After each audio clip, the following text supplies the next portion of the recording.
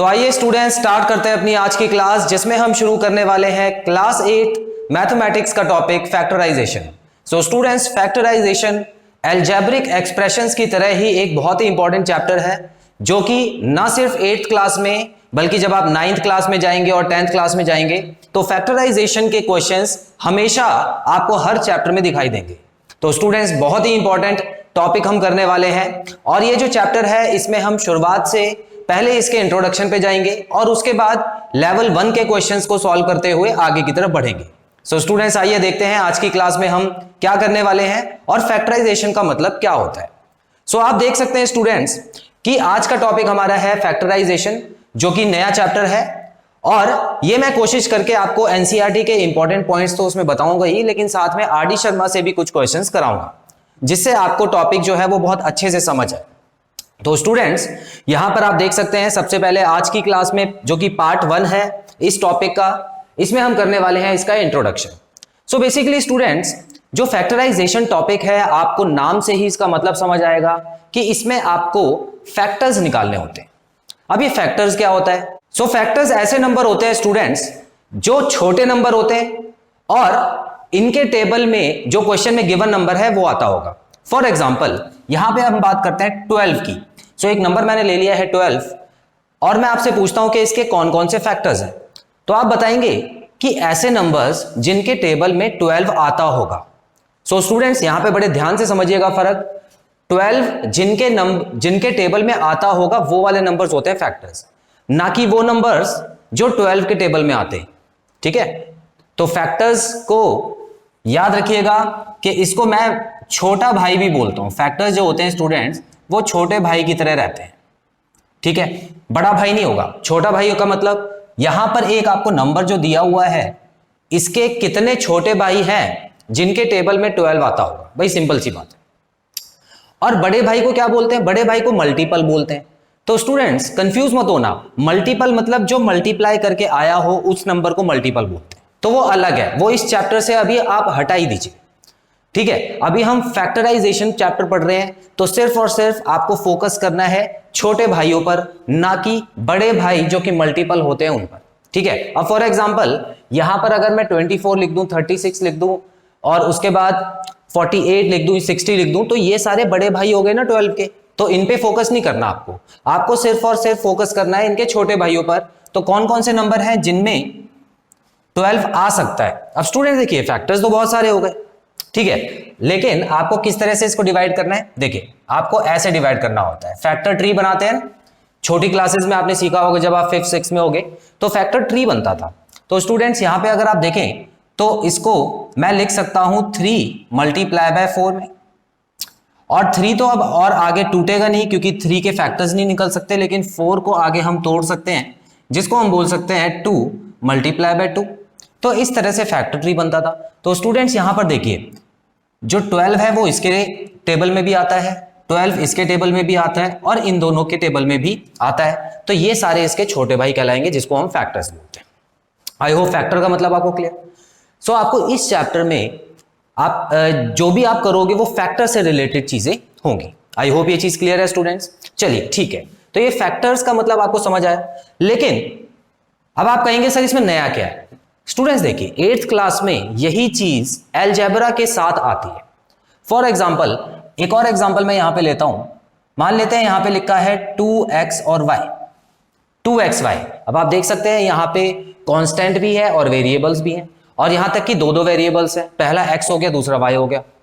अब इसमें अगर मैं आपसे बोलता हूं कि इसके फैक्टर्स क्या क्या है, तो बड़ा सिंपल तरीके से आप बताइएगा कि इसमें जो फैक्टर्स हैं वो 2 है जो कि अलग है, उसके अलावा पहला वेरिएबल कौन सा है? x है, तो ये भी अलग है, और दूसरा वेरिएबल है y, तो ये भी अलग है। इन तीनों को जब मल्टीप्लाई किया गया तो 2xy बना। ठीक है, बस इतना करना है आपको। तो अलजेब्रा में हम जो वेरिएबल होते हैं और कांस्टेंट होते हैं उसको साथ में रखते हैं। ठीक है, तो अब फैक्टर्स की अगर बात आएगी तो नंबर को अलग कर देना और x और y को अलग कर देना। तो ये तो हो गया बड़ा सिंपल सा एग्जाम्पल। अब एक और एग्जाम्पल लेके देखते हैं स्टूडेंट्स। देखिए, मान लेते हैं यहां पे लिखा हुआ है 8x² y² z, कुछ इस तरह का आपको दिया हुआ है और आपको इसके फैक्टर्स निकालने हैं। तो यहां पर आपको क्या करना है स्टूडेंट्स, देखिए सबसे पहले तो मैं यहां पे छोटे फैक्टर्स निकालता हूं। देखिए 8, चलिए 8 भी रहने दीजिए, आपको क्या करना है, बिल्कुल ही इसको तोड़ना है। मान लेते हैं कि बिल्कुल ही छोटा करके लिखना है आपको एक बार में, तो आप क्या करोगे, यहां पे 8 की जगह तो आप लिख दोगे 2 और दोबारा से मल्टीप्लाई बाय 2 मल्टीप्लाई बाय 2, ठीक है, ये तो आ गया 8। क्या ये बात सही है? 2 2 4 2 8, 8 आ गया। अब x पे आ जाते हैं, x की पावर 2 लगी हुई है स्टूडेंट्स। याद रखिएगा कि जब भी किसी भी वेरिएबल के ऊपर पावर 2 लगे इसको बोलते हैं स्क्वायर। तो इसका मतलब होता है इसमें दो वेरिएबल मल्टीप्लाई हुआ है जो कि सेम है, तो x मल्टीप्लाई बाय x हो जाता है। तो स्टूडेंट्स यहां पर क्योंकि मैं सब कुछ मल्टीप्लीकेशन में ही कर रहा हूं, तो यहां पर एक और वेरिएबल मैं लगाऊंगा जो कि हो गया x, उसके बाद एक और x जो कि अगला वेरिएबल होगा। उसके बाद स्टूडेंट्स आपको क्या दिख रहा है, दूसरा वेरिएबल दिख रहा है जो कि y का स्क्वायर है। तो यहां पे मैं y मल्टीप्लाई बाय y लगा देता हूं, तो इसका मतलब यहां पे आप देख सकते हैं पावर 2 लगी हुई थी, तो इसीलिए मैंने 2 बार y लिख दिया। और आखिर में आप देख सकते हैं स्टूडेंट z लगा हुआ है, तो ये हो गई z की एक पावर, ठीक है ना। देखिए एक पावर लगी हुई है, कोई भी पावर नहीं होती तो याद रखिएगा वहां पे 1 लगा होता है, और 1 लगाने की जरूरत नहीं होती क्योंकि वो खुद में ही एक नंबर है। तो स्टूडेंट्स यहां पर देखिए बड़े नंबर को तोड़ने का तरीका कुछ इस तरह से आपको समझ लेना है, लेकिन करना इस चैप्टर में फैक्टराइजेशन ही है। तो आई होप अब आपको समझ आया होगा कि फैक्टर्स का मतलब क्या होता है। फैक्टर्स क्या होते हैं स्टूडेंट्स, ऐसे नंबर्स जिनके टेबल में जो क्वेश्चन में गिवन नंबर है वो आता है, ठीक है, और ऐसे नंबर्स नहीं होते जो कि क्वेश्चन में आपको एक नंबर दिया है उसके टेबल में जो नंबर आते हैं वो फैक्टर्स नहीं होते, वो मल्टीपल होते हैं, ठीक है। मल्टीपल बड़े भाई होते हैं, फैक्टर्स छोटे भाई होते हैं। आई होप ये चीज क्लियर है स्टूडेंट्स। सो फैक्टर्स आपको आ गए हैं निकालने। अब देखिए यहां पर फैक्टराइजेशन की डेफिनेशन क्या है। तो फैक्टराइजेशन की सिंपल सी डेफिनेशन है कि आपको दो, देखिए यहां पर आपको क्वेश्चन में 2 या 3 अलग अलग एल्जेब्रिक एक्सप्रेशन दिए होंगे, इसको एक्सप्रेशन बोला जाता है, याद रखिएगा, ठीक है। इसको एक्सप्रेशन बोला जाता है जिसमें कांस्टेंट और वेरिएबल दोनों होते हैं। तो आपको ये 2 दे सकते हैं और बीच में प्लस का साइन भी दे सकते हैं, माइनस का साइन भी दे सकते हैं, ठीक है। अब आपको क्या करना होगा, उन दोनों में कॉमन फैक्टर्स निकालने होंगे। अभी तो हमने फैक्टर का मतलब समझ लिया, अब हम कॉमन फैक्टर्स का मतलब समझेंगे, और उसके बाद हाईएस्ट कॉमन फैक्टर्स जिसको हम HCF बोलते हैं उसका ये मतलब समझेंगे। सो स्टूडेंट्स डेफिनेशन पे वापस आते हैं। तो फैक्टराइजेशन एक प्रोसेस है जिसमें हम 2 या 2 से ज्यादा एल्जेब्रिक एक्सप्रेशंस के कॉमन फैक्टर्स निकालते हैं।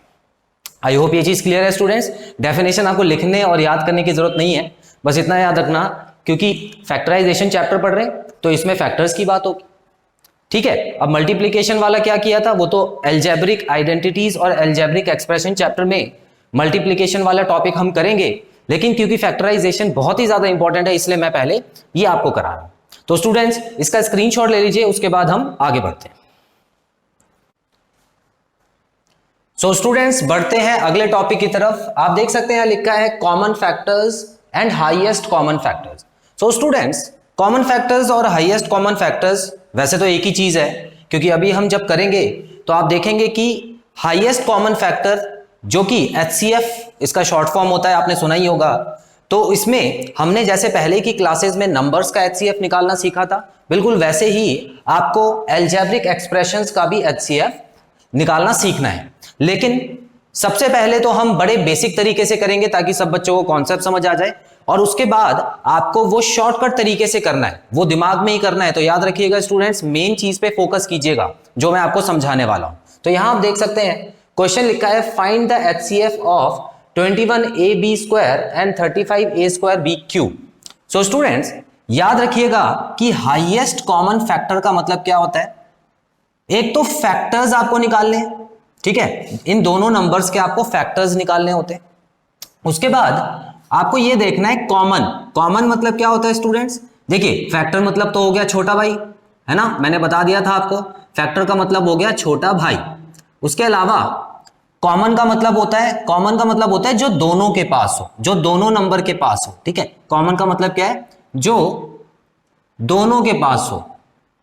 तो ऐसे छोटे भाई जो दोनों में हो तो उनको आपको चुनना है और उसके बाद हाईएस्ट का मतलब क्या होता है स्टूडेंट्स? हाईएस्ट का मतलब होता है सबसे बड़ा।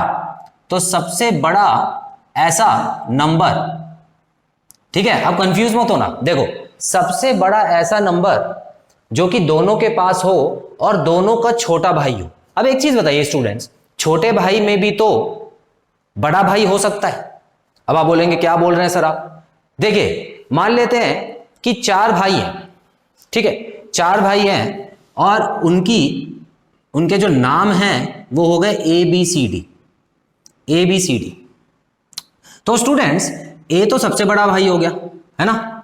ए तो सबसे बड़ा भाई हो गया, जो कि आपको क्वेश्चन में दिया है ऑलरेडी। ये सबसे बड़े भाई दिए हुए हैं आपको।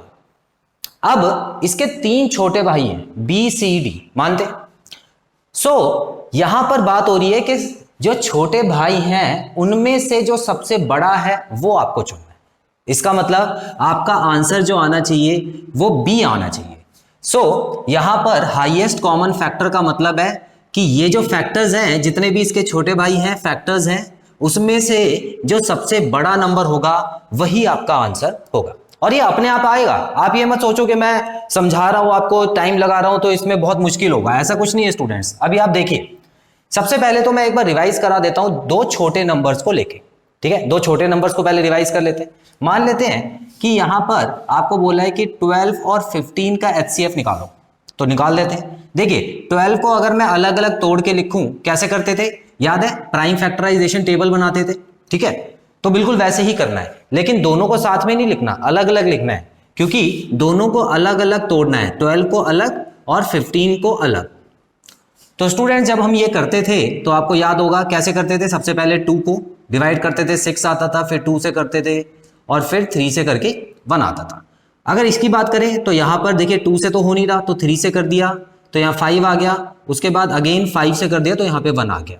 अब इन फैक्टर्स को मैं यहाँ पे लिख देता हूँ, तो ये हो गया 2 मल्टीप्लाई बाय 2 मल्टीप्लाई बाय 3। देखिए 12 के सामने मैंने ये लिख दिया, क्लियर? उसके बाद 15 के सामने मैं क्या लिख दूं स्टूडेंट्स? 3 multiply by 5। ऐसे ही करते थे। तो ये फैक्टर्स हो गए, ठीक है ना? ये क्या कर दिया मैंने? फैक्टर निकाल दिया। अब देखिए कॉमन, अब हम कॉमन की बात कर लेते हैं। देखिए कॉमन कौन कौन से, मतलब दोनों के पास कौन कौन सा है? अगर आप देखें स्टूडेंट्स तो दोनों के पास सिर्फ 3 है, क्योंकि 2 जो है वो 12 के पास है, इसके पास नहीं है, और 5 15 के पास है लेकिन 12 के पास नहीं है। तो जो दोनों के पास होंगे उसी को तो हम कॉमन बोलेंगे, जो दोनों में हो। तो कॉमन वर्ड का मतलब पता लगा आपको। अब यहां पर आपको क्या करना है? हाईएस्ट। देखिए यहां पर हाईएस्ट क्या और लोएस्ट क्या, क्योंकि एक ही निकला इसमें, ठीक है? तो एक ही फैक्टर कॉमन निकला तो उठा के वही लिख देंगे, क्योंकि वही हाईएस्ट है, ठीक है? तो इन दोनों का जो HCF आता था स्टूडेंट्स वो आता था 3। तो ऐसे निकालते थे हम HCF। तो यही चीज अब हमको अलजेब्रिक एक्सप्रेशंस के साथ करनी है। आइए समझते हैं स्टूडेंट। तो सबसे पहले मैं यहां पे लिखने वाला हूं 21AB का स्क्वायर और यहां पे 35A स्क्वायर BQ। अब फैक्टर्स निकाला मैंने, आपको ऑलरेडी बता दिया है, निकाल लेते हैं। अब एक चीज बताइए स्टूडेंट्स, 21 को अगर मैं ऐसे तोड़ता हूं तो क्या आएगा? देखिए पहले तो 3 के टेबल में आता है और 3 7 जा 21 होता है ना? इसके अलावा और कुछ नहीं आएगा। 21 को जब आप फैक्टर्स में तब्दील करोगे तो 3 मल्टीप्लाई बाय 7 ही आएगा। उसके बाद देखिए स्टूडेंट्स, यहाँ पे A कितने हैं? एक ही बार है, तो इसका मतलब मैं यहाँ पे A लिख देता हूं 1 बार, और B कितनी बार है? 2 बार है, तो यहाँ पे मैं B लिख देता हूं 2 बार। इतना काम खत्म। आगे बढ़ते हैं, 35 का निकालते हैं। तो 35 स्टूडेंट्स कैसे आता है? 5 मल्टीप्लाई बाय 7। 5 multiply by 7। आप कोशिश ये कीजिएगा कि इंक्रीजिंग ऑर्डर में जाए, ठीक है ना? यहाँ पे 7 मल्टीप्लाई बाय 5 भी मैं लिख सकता था, लेकिन आप देख रहे होंगे कि मैंने यहाँ पर भी इंक्रीजिंग ऑर्डर में लिखा है, छोटे से बड़ा और छोटे से बड़ा। इससे क्या होता है कि कोई गलती नहीं होगी, आपकी कंफ्यूजन नहीं होगी कहीं भी, ठीक है? अब देखिए स्टूडेंट्स, यहां पर A कितनी बार है? 2 बार है, तो मैं यहां पे 2 बार A लिख देता हूं, और B कितनी बार है? 3 बार है, ठीक है? तो ये लो 3 बार लिख देता हूं मैं B। तो इसके फैक्टर्स ऐसे निकल गए। तो फैक्टर निकालने का काम कर लिया मैंने। अब मैं दोनों में देखूंगा कि कॉमन कौन कौन सा है। सो स्टूडेंट्स, अगर आप देखें, सबसे पहले नंबर्स की बात करें तो 7 और 7 कॉमन आ रहा है, ठीक है? तो मैं यहां पर लिखता भी रहता हूं क्या क्या कॉमन आ रहा है। दोनों को एक ही बार लिखना, ठीक है, हम वो वाले नंबर सिलेक्ट कर रहे हैं जो दोनों के पास है, जो कॉमन है। तो दोनों के पास है 7, तो यहां पे मैंने 7 लिख दिया। अब और क्या है स्टूडेंट्स, देखिए यहां पर मुझे ए भी नजर आ रहा है, तो एक ए भी लिख देता हूं यहां पे। उसके अलावा ए यहां पर तो है, लेकिन और यहां पे खत्म हो गए हैं, तो अब मैं और ए नहीं लिख सकता। अब मैं बी पे आ जाता हूं स्टूडेंट। देखिए बी मुझे यहां पे एक नजर आ रहा है, तो यहां पे मैं बी लिख देता हूं, है ना। देखिए इसके नीचे है ना, इसके बीच में मैं मल्टीप्लाई का साइन भी लगा देता हूं अभी, ठीक है। अब एक और भी नजर आ रहा है दोनों में, बिल्कुल आ रहा है, तो यहां पर मैं क्या करता हूं, एक और भी लिख देता हूं। तो इस तरह से 2 बार भी आ गया। अब स्टूडेंट्स यहां पर मैंने दूसरा काम भी कर दिया, कॉमन वाले भी कर दिया। अब मुझे क्या करना है, हाईएस्ट करना है। तो हाईएस्ट स्टूडेंट्स आपको क्या करना है, इनको सबको मल्टीप्लाई करके हाईएस्ट निकालना होता है। तो इसका मतलब आपका आंसर ऑलरेडी आ चुका है, अब आप इसको साथ में लिख दो बस। तो ये हो गया 7, ए एक बार आ रहा था और बी 2 बार आ रहा था, तो 7a b का स्क्वायर। तो जो चीज 2 बार आए उसको पावर में लिख देना, जितनी बार भी आ रहा है। अगर 3 बार होता तो यहाँ पे 3 लगा देते, अगर 4 बार होता तो यहाँ पे 4 लगा देते, तो वो पावर में लिख देना। आई होप ये चीज क्लियर है। तो यही आपका HCF आ चुका है स्टूडेंट्स, ठीक है। तो ये बोलते हैं, इसको आंसर कहते हैं। तो यही आपको फैक्टराइजेशन में करना है। लेकिन हाँ, इतना याद दिला दूं कि ये बच्चों वाला खेल नहीं चलेगा, क्योंकि अब आप 8th क्लास में पहुंच चुके हो, है ना। तो देखो यहां पर ये सब नहीं करना आपको, ये तो बच्चे करते थे। अब आपको क्या करना है, इन दोनों नंबरों को देख के ही पता लगाना है कि इन दोनों में कौन सा कॉमन आ रहा है। फॉर एग्जाम्पल मैं इन दोनों में ही देख पा रहा हूं कि ये दोनों 7 के टेबल में आते हैं, है ना, 7 के टेबल में आ रहे हैं, तो इसका मतलब मैं यहाँ पे 7 लिख दूंगा। अगर मान लो कोई ऐसा नंबर होता जो और भी बड़ा होता, ठीक है, चलो उसके बारे में मैं आपको बाद में बताऊंगा जब यहां पे आऊंगा, और या कोई और एग्जांपल करेंगे। अभी आपको ये चीज क्लियर है, ठीक है। अब यहां पर एक चीज मैंने कर दी है, अब सेकंड क्वेश्चन पे आते हैं। तो यहां पे स्टूडेंट्स बिल्कुल उसी तरह आपको 2 नंबर दिए हुए हैं, 36 a की पावर 5, b की पावर 2 और c। उसके अलावा यहां पर 25 a की पावर 6, b की पावर 2 और c की पावर 2। चलिए इसको भी अलग अलग करके लिख लेते हैं। अब 36 है, 36 है ना, तो इसको मैं कैसे अलग करूंगा, देखिए 2, 36 कैसे निकलेगा, 2 से काटूंगा तो आ जाएगा 18, उसके बाद 2 से काटूंगा तो आ जाएगा 9, है ना। तो इसका मतलब 2 multiply by 2 multiply by 3 multiply by 3। अब देखिए क्या ये 36 है या नहीं है, 2 2 जा 4, 3 जा 12, 3 जा 36, है ना। 36 को मैंने तोड़ के लिख दिया। उसके बाद ए कितनी बार लिखूंगा, 5 बार, 1 2 3 4 5, ठीक है, 5 बार लिख दिया। बी कितनी बार लिखनी है, 2 बार लिखना है, और सी 1 बार लिखना है। अच्छा यहां पर गलती से मल्टीप्लाई लगा दिया मैंने, यहां पे सिर्फ सी लगाना है आपको। तो बी 2 बार हो जाएगा, बी हो गया 2 बार और सी हो गया 1 बार। चलिए अब आगे बढ़ते हैं, यहां पे देखते हैं 25 लिखा हुआ है। 25 को अगर हम तोड़ेंगे तो कैसे टूटेगा, ये तो 5 के टेबल में ही आता है। तो इसका मतलब स्टूडेंट्स यहां पे मैं 5 मल्टीप्लाई बाय 5 ही लिखूंगा, ठीक है, और तो कोई रास्ता है नहीं मेरे पास। ए कितनी बार आ रहा है, 6 बार आ रहा है, तो यहां लिख देते हैं 1 2 3 4 5 6, ये लीजिए 6 बार हो गया। बी 2 बार आ रहा है और सी भी 2 बार आ रहा है, ठीक है, ये भी लिख देते हैं, बी 1 बार 2 बार और सी भी 1 बार और 2 बार। तो इस तरह से मैंने इसको तोड़ दिया। अब हम देखते हैं कि कौन सी कॉमन फैक्टर्स आ रहे हैं, दोनों के पास है। सो यहां पर आप देखें स्टूडेंट्स, नंबर्स में तो कोई भी नहीं आ रहा, देख लो नंबर में तो कोई आ ही नहीं रहा ना। तो इसका मतलब क्या आंसर में नंबर नहीं होगा, बिल्कुल आंसर में नंबर नहीं होगा, क्योंकि नंबर तो आ ही नहीं रहा। हमको आंसर में नंबर तभी लिखना है जब दोनों के पास होना चाहिए, लेकिन इसमें कोई भी ऐसा नंबर नहीं है जो दोनों के पास हो, तो हम क्या करेंगे, नंबर नहीं लिखेंगे, आगे बढ़ेंगे अब हम। तो यहां पर आप देखें स्टूडेंट्स, जो ए है वो इसके साथ पेयर बना रहा है, उसी तरह देखिए 1 2 3 4, तो ऊपर 5 है, ऊपर 5 है ना ए, और नीचे कितने हैं, 1 2 3 4 5, 1 2 3 4 5 6, ठीक है। तो इसका मतलब स्टूडेंट्स यहां पे मैं सीधा सीधा क्या करता हूं, 5 ए का पेयर बना देता हूं, ठीक है, 5 ए का पेयर बन गया। क्या ये बात सही है? तो इसका मतलब मैं यहां पे सबसे पहले ए की पावर 5 लिख देता हूं। आई होप ये चीज क्लियर। आपको ये सब करना नहीं है, वैसे भी आपको मैं बता दूं, ये तो मैं करके दिखा रहा हूं, ठीक है, आपको करना सीधे यही है। आप देखिए यहां पर ए की पावर 5 लिखी है, ए की पावर 6 लिखी है, तो आपको देखना है कि दोनों के पास कितने ए हैं। तो दोनों के पास कम से कम 5 ए है ना, कितने, कम से कम 5 ए हैं। तो यहां पर मैंने A5 लिख दिया। बी पे आ जाते हैं। देखिए बी दोनों के पास 2 हैं, ये लो एक साथ ही पेयर बना दिया, तो मैंने क्या किया यहां पर बी की पावर 2 लिख दी। सी कितनी बार है, सी ऊपर एक बार है और नीचे 2 बार है, लेकिन पेयर तो सिर्फ एक से एक का ही बन सकता है, तो मैं क्या करूंगा यहां पे सी लिख दूंगा। तो ये हमारा आंसर आ चुका है, इसको हम बोलते हैं HCF, हाईएस्ट कॉमन फैक्टर्स। सो यही आपको काम करना है। क्लियर है स्टूडेंट्स? इसका स्क्रीनशॉट ले लीजिए, फिर कुछ और क्वेश्चंस करते हैं।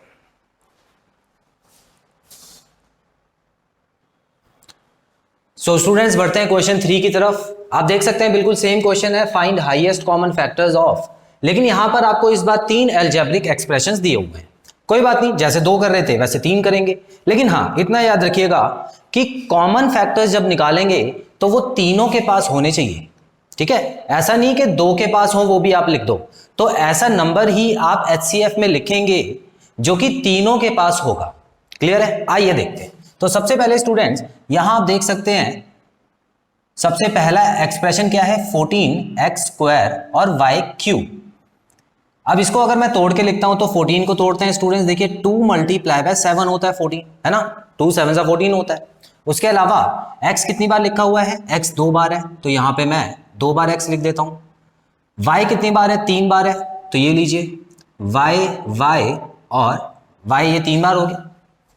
तो पहले के तो मैंने फैक्टर्स निकाल दिए। दूसरा एक्सप्रेशन लिखते हैं, ये हो गया 21x² y²।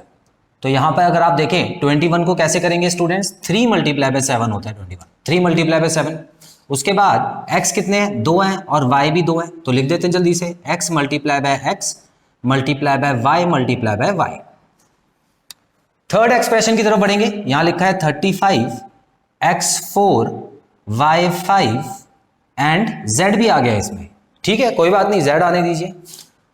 अब यहां पर 35 के फैक्टर्स निकालते हैं तो कैसे आते हैं स्टूडेंट्स, 5 × 7, 7 5 35 होता है ना, और 5 7 भी 35 होता है, ठीक है। x कितनी बार आया, 4 बार आया, 1 2 3 4, ठीक है। आगे बढ़ते हैं, y 5 बार आया हुआ है, ठीक है, लिख लेते हैं y 1 2 3 4 5 और एक z भी है, तो इसको कोने में जगह मिल गई बेचारे को, ठीक है, एक z था तो मैंने उसको कोने में लिख दिया। अब HCF निकालने की बारी है, तो यहां पे लिखते हैं HCF, हाईएस्ट कॉमन फैक्टर, ठीक है।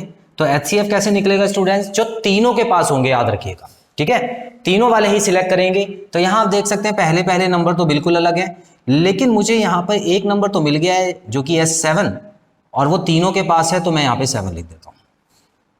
ये चीज क्लियर है? अब यहां पर देखिए कितने x है, 1 2, इसके पास है 1 2 और इसके पास है 1 2 3 4। तो स्टूडेंट्स पेयर कितने का बनेगा, पेयर बनेगा कम का, है ना, तो कम का पेयर बनेगा, तो इसका मतलब यहां पर 2 का पेयर ही बन पाएगा, क्योंकि सबके पास कम से कम 2 है। तो यहां पर एक नई चीज सीखिए, जब आप बड़े क्वेश्चन कर रहे होंगे ना स्टूडेंट्स, तो बड़ा सिंपल हो जाएगा आपके लिए। देखिए इसके पास 2 है, इसके पास 2 है और इसके पास 4 है, तो सबसे कम किसके पास है, 2, है ना, तो आपको बस वही आंसर में लिख देना। जो सबसे कम होगा, जिसकी पावर सबसे कम होगी, वही पावर आपको उठा के लिख देनी है, वही आपका कॉमन फैक्टर निकल आएगा, है ना। तो इजी हो गया ये। तो अब जिन बच्चों को वैसे समझ नहीं आया होगा, अब समझ लेंगे। तो यहां पर मैं x की पावर 2 लिख देता हूं। आगे बढ़ते हैं, y कितने हैं इसके पास, 1 2 3, इसके पास 2 ही हैं और इसके पास तो बहुत सारे हैं। तो सबसे कम किसके पास है, देखो भाई सबसे कम तो इसके पास है, 2 ही y है, तो मैं यहां पर y की पावर 2 लिख दूं उठा के, है ना। अब मार्क करना छोड़ दिया हमने, अब हमको एक शॉर्टकट पता लग गया ना, तो हम बच्चों वाली हरकतें क्यों करें, हम तो बड़े हो गए। तो अब मैंने क्या किया, मार्क करना छोड़ दिया है। अब मुझे पता लग गया है कि सबसे छोटी पावर जिसके पास भी होगी वही मुझे उठा के लिख देना। आई होप ये चीज क्लियर है। अब स्टूडेंट्स z की तरफ बढ़ते हैं। z अगर देखें तो यहां और यहां तो है ही नहीं, सिर्फ यहां पर है। तो भाई हमने बेसिक जो चीज समझी थी वो यही थी कि जो तीनों के पास होगा वही लिखना है। यहां पर तो z एक के पास ही है तो उसको तो लिखेंगे ही नहीं, ठीक है। तो इसका मतलब हमारा जो आंसर है वो ऑलरेडी आ चुका है 7x² y²। आई होप ये चीज क्लियर है स्टूडेंट्स। इसका भी आप स्क्रीनशॉट ले लीजिए, उसके बाद मैं एक क्वेश्चन होमवर्क के लिए देता हूं।